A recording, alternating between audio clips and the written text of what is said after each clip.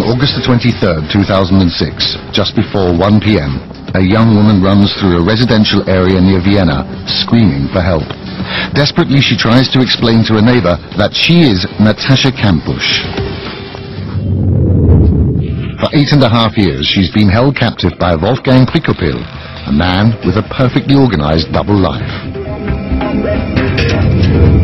On March the 2nd, 1998, the communications engineer had kidnapped the 10-year-old on her way to school.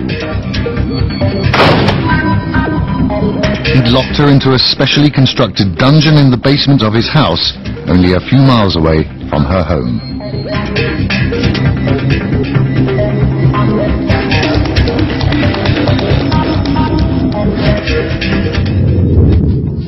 After years of unsuccessful search operations, Natascha was declared dead.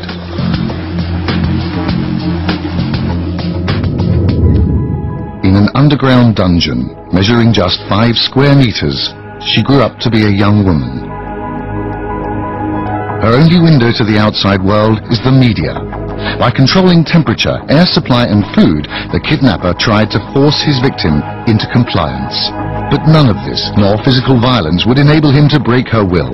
Natascha Kampusch developed an ability to exploit her tormentor's weaknesses.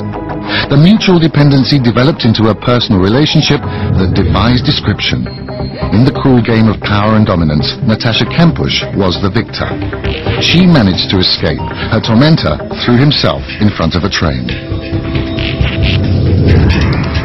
The story of the 18-year-old went around the globe. People tried to make sense of the incomprehensible.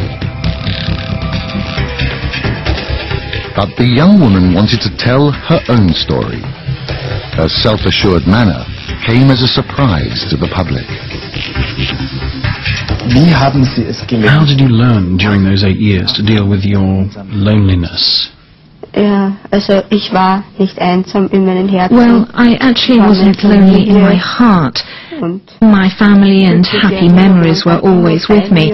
I vowed one day that I would grow older and stronger until I could liberate myself.